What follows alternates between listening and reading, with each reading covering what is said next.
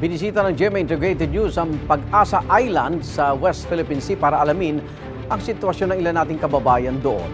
Nakita ng aming team ang sakripisyo ng mga guro na nagtuturo sa mga batang naron.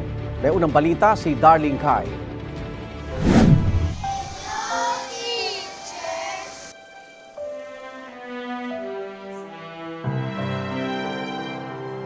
Pagkatapos ng klase, umuuwi na ang mga mag-aaral ng Pag-asa Island, pero hindi nababakante ang ilang silid-aralan dito. Magliligpit pa si Teacher Michelle at maghahanda para sa klase kinabukasan. Pagkatapos niyan, ihahanda niya na ang kanyang higaan. Dito rin kasi sa classroom nakatira ang 44 na taong gulang na si Teacher Michelle. Nasa likod lang ng blackboard ang isang tent kung saan siya natutulog gabi-gabi. Taga Quezon, Palawan si Teacher Michelle. Hindi raw niya inasahan na ganito ang aabutan nilang sitwasyon pagkarating sa Pag-asa Island. Parang nadismaya ka, pero that time po parang no choice ka na rin. Kailangan mo maging ma-adapt yung kung anong meron dito sa isla kasi malayo nga po siya sa mainland. Sa barko pa lang po, medyo hirap na po kami. Gusto ko na bumaba ng barko. Pero hindi mo magawa kasi kalagitnaan ka na po.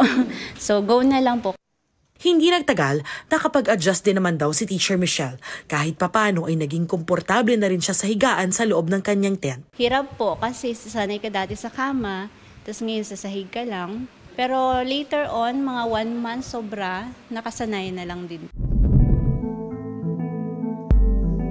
Ang 34 na taong gulang namang si Teacher Ayen, nag-set up na lang din ang higaan dito sa supply room ng kanilang classroom. Nung pagdating namin dito, kahit papaano may tirahan po kami na na-provide.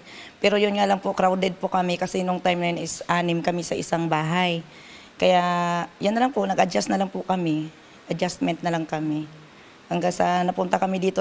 Hirap daw sila tuwing umuulan dahil pumapasok ang tubig sa kwarto. Pag nag-ulan, malakas yung hangin, pumapasok po sa bintana yung tubig.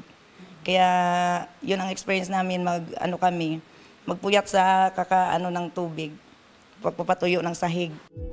Aminado ang kinatawan ng lokal na pamahalaan ng Kalayaan, Palawan na hindi sapat ang tirahan ng mga guro sa isla ng Pag-asa. Yung comfort ba na yun ang hindi talaga nila na maano pa ngayon dahil nga sa biglaang dami ng teacher, hindi prepare yung LGU ng kanilang mga tirahan. Sa ngayon, nasa 14 na guro raw ang nagtuturo sa Pag-asa Island. Sa kabila ng lahat, tuloy pa rin ang pagsusumikap at pagtuturo ni Teacher Michelle, Teacher Ayen at lahat ng mga guro sa Pag-asa. Yung makita ko lang na okay sila, natuto sila, yun na po, yung parang yung family ko din po na umaasa sa akin na okay ako dito. So, kailangan ko rin tatagan talaga yung loob ko. Ang ko lang is magkaroon po kami ng staff house na comfortable kami. Then yung sana, mayroon kaming talaga yung transportation na biyahe. Kasi hirap po kami. Hinihintay pa ng GMA Integrated News ang pahayag ng Department of Education tungkol dito. Hindi man perpekto yung sitwasyon para sa mga gurong nakausap namin dito, buong-buo pa rin ang loob nilang makatulong sa mga estudyante ng Pag-asa Island. Darlene Kai, nagbabalita para sa GMA Integrated News.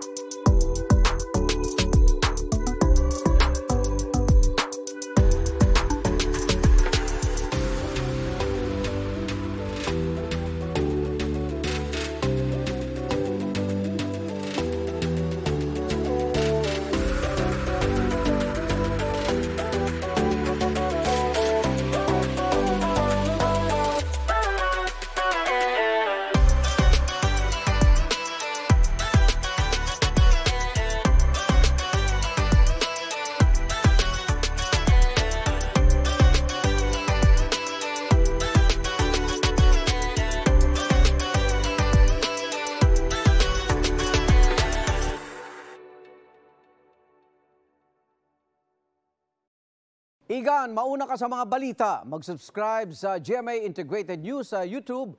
Sa mga kapuso abroad, subaybayan nyo kami sa GMA Pinoy TV at sa www.gmanews.tv.